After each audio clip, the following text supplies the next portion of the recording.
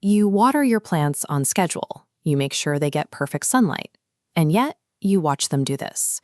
You might assume you just have a black thumb, but the reality is much simpler. You are slowly killing them by using the wrong fertilizer without even realizing it. Walk into any garden center and you are hit with a wall of options, packed with organic mixes, synthetic bloom boosters, the slow-release granules, and all-purpose feeds. Faced with that wall, most of us grab a generic box of plant food and hope it works. But applying untargeted nutrients turns your garden into a guessing game, one that routinely burns roots and actively harms the exact crops you're trying to grow. To fix this, we have to change how we think about feeding our plants. Fertilizer is a highly specific medical prescription. When you use a generic feed, you administer an unpredictable dose of chemicals to a plant that might not need them. You waste your money, and your plant struggles to process the excess salts. A struggling plant does not need more nutrients. It needs the precise nutrients missing from its specific diet. Mastering this prescription approach prevents nutrient toxicity. It takes the guesswork out of your soil, transitioning your garden from barely surviving to actually thriving. Every fertilizer prescription comes down to decoding the 3 numbers printed on the bag: nitrogen, phosphorus, and potassium. This matrix breaks down that standard NPK label. First, we have nitrogen, highlighted here in green.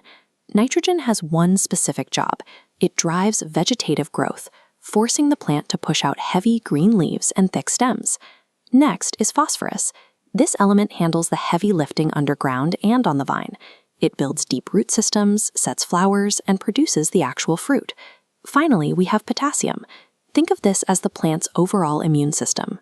It regulates health, fights off disease, and helps the plant withstand drought or cold stress. If you misread these inputs, your harvest fails. Imagine applying a high nitrogen fertilizer to a tomato plant. You will get explosive leafy growth, a massive green bush, and 0 actual tomatoes. However, if you shift to a high phosphorus feed for that same tomato plant, you signal it to stop growing leaves and push its energy into heavy fruit production instead. Understanding these 3 letters dictates your entire season. It determines whether a plant produces a massive, usable yield or just a canopy of oversized leaves. Once you know the nutrients you need, you have to decide how to deliver them. This brings up the most polarizing debate in gardening: organic versus synthetic. This scorecard compares both options across speed, soil impact, and burn risk. Look at the synthetic column. Synthetics provide immediate chemical delivery. If your plant is dying of an acute deficiency today, a synthetic feed fixes it tomorrow, but that speed comes with a steep penalty. As you can see, the burn risk aggressively spikes. Synthetic salts easily scorch delicate root systems, and because they bypass the surrounding ecosystem, your long-term soil impact stays completely flat. Now look at the organic column. Materials like compost or bone meal slowly break down. Over time, they maximize soil impact by feeding the entire network of microorganisms in your dirt, while dropping the burn risk entirely to 0. There is no universal best option here. The correct choice depends entirely on your target timeline and the current baseline health of your soil. A truly resilient garden uses both. You rely on organic inputs to build a healthy ecosystem over time, and you keep synthetics on the shelf strictly as a rapid intervention for acute emergencies. You can choose the perfect NPK ratio, pick the right organic blend, and still ruin your harvest if you apply it at the wrong time.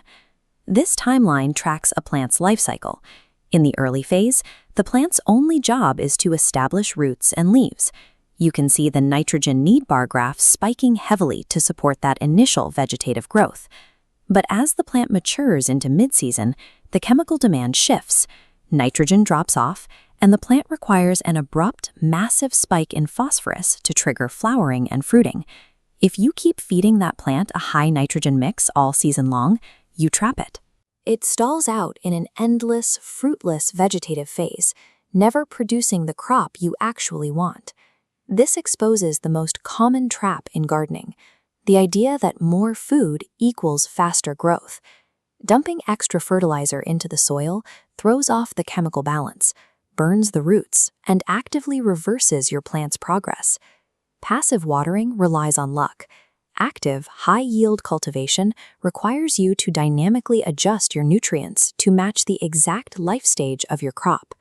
Instead of trying to memorize hundreds of products, you can build a predictable diagnostic system based entirely on your specific backyard goals.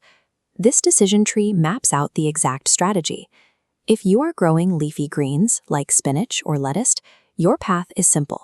Follow the branch down and maintain high nitrogen continuously to sustain that leaf production. If you want maximum yield from fruiting crops like tomatoes or peppers, you follow a two-step sequence. Start with a balanced feed early on, then deliberately pivot to high phosphorus as soon as the flowers set. For your overall soil strategy, if your dirt is poor and you are prioritizing long-term health, you establish a permanent organic base. And if you spot acute deficiencies, like a sudden crash of yellow leaves mid-season, you take the emergency branch. That is exactly when you pull a synthetic boost off the shelf to fix the deficit. This specific mapping takes the chaos of the garden center and turns it into a set of predictable, actionable levers that you control. Ultimately, a heavy harvest does not come from dumping massive amounts of generic chemicals into the dirt and hoping for a miracle. The winning combination requires precision. Maintain healthy baseline soil, water properly, and apply the exact amount of targeted fertilizer. When you finally deliver the exact chemical prescription your plant is waiting for, the physical response is explosive. Past failures in the garden rarely come from a lack of talent. Dead plants are simply the result of operating without a system. Adopt this diagnostic approach. Look at the stage of growth, identify your target yield, and apply the specific nutrient required for that exact moment. The difference between a frustrating, struggling garden and a massive, predictable harvest comes down to making one precise decision, diagnosing exactly what your plant needs right now.